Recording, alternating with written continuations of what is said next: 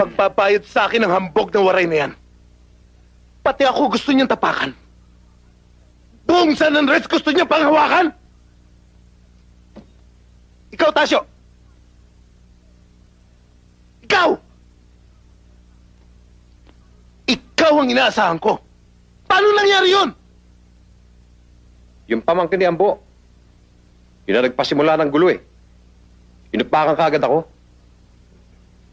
Sinundan pa ng palo ni Waray sa muka, si Damulag. Yun, pinagtulong-tulungan kami. Kaya wala kami nagawa. Sabi pa nga ni Waray sa'yo eh. Isa ka lang daw kakaning itik. Tarantado! At pumayag kang sabihin sa akin yun? Kaya nga kami napalaban, boss eh. Dahil sa pagtatanggol sa'yo. Kaya si Damulag. Biyak ang ulo. Totoo yan, boss. Ganun pala. Siya ang buburahin ko sa San Andres.